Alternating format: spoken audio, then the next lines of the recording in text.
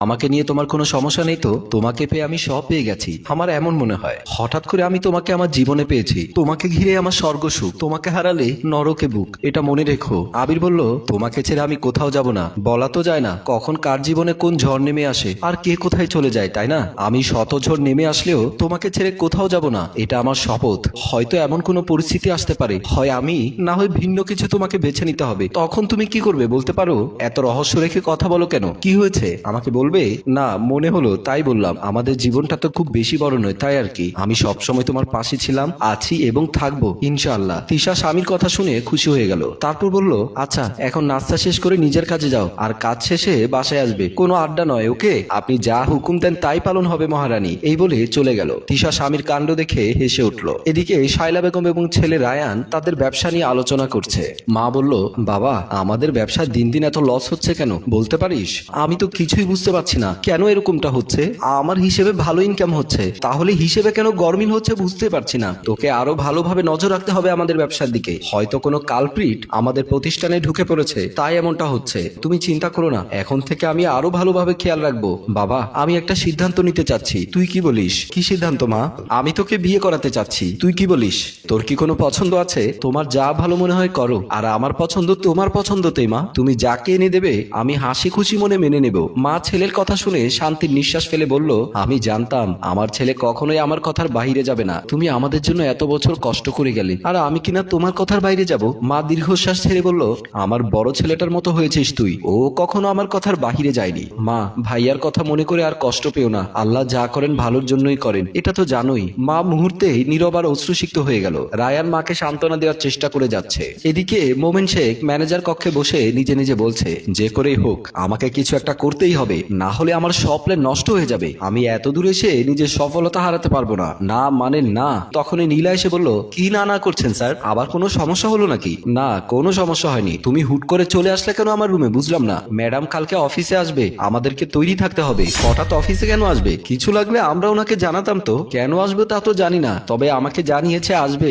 তোমাকে আমি একটা ফাইল দেবো, ওটা ঠিক করে রেখো। আর কোনো সমস্যা হলে আমাকে জানিও। ঠিক আছে স্যার, আপনি কোনো চিন্তা করবেন না, আমি সব দিক দেখে নেব। তাহলে তুমি এখন যেতে পারো। আর হ্যাঁ শোনো, হুটহাট আমার রুমে ঢুকে যাবে না, নক দিয়ে তারপর ঢুকবে। নীলা মাথা নাড়িয়ে সায় দিয়ে চলে যায়। 2 বছর পর কলিং বেলের আওয়াজে শাইলা বেগম দরজা খুলে দেয়। দরজা খুলে একজন মেয়ে আরেকজন ছেলে দরজা দিয়ে ঢুকে দরজার সামনে দাঁড়ায়। শাইলা বেগম ছেলেটির দিকে হা করে তাকিয়ে আছে। রায়ান জিজ্ঞেস করলো, কি হলো মা, ওখানে দাঁড়িয়ে আছো কেন? কে এসেছে? মা অশ্রু ছেড়ে দিয়ে ছেলেকে জড়িয়ে ধরে বলল, তুই বেঁচে আছিস বাবা, এতদিন কোথায় ছিলি? মায়ের কান্না শব্দ পেয়ে রায়ান এগিয়ে এসে দেখলো তার বড় ভাই সামনে দাঁড়িয়ে। রায়ান বলল, ভাইয়া তুমি এতদিন কোথায় ছিলে, আর কেনই বা আমাদের কাছে আসলে না? সবাই প্রশ্ন করছে, কিন্তু আকাশ কিছুই বুঝতে পারছে না। আকাশ বলল, আমি আপনাদের চিনি না। আপনারা কে? এই তিশা, ওনারা কারা? আর আমাকে ছেলে বলছে কেন? আচ্ছা তুমি চুপ থাকো, আমি দেখছি।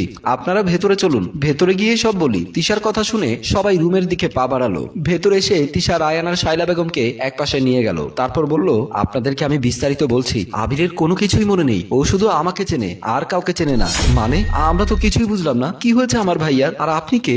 আমি কে সেটা পরে জানতে পারবেন, আগে আপনার ভাইয়ার বিষয়ে বলছি। ও একটু অসুস্থ, ওর বিশ্রাম নেওয়ার ব্যবস্থা করতে হবে।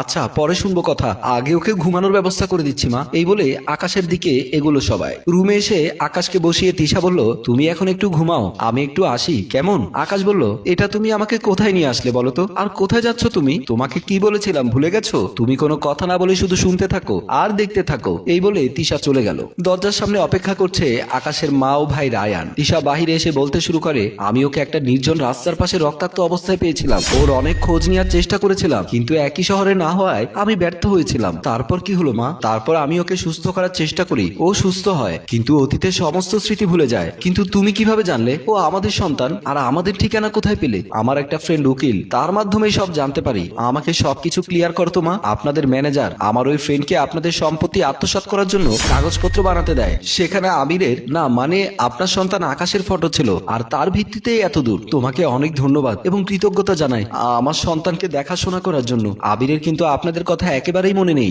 ভালো কোনো ডক্টর দেখাতে হবে ওকে।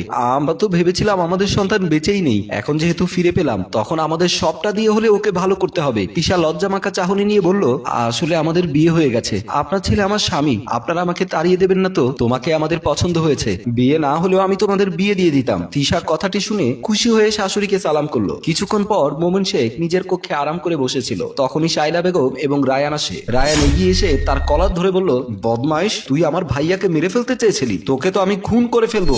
এসব কি বলছো রায়ান বাবা? আমি তো কিছুই বুঝতে পারছি না।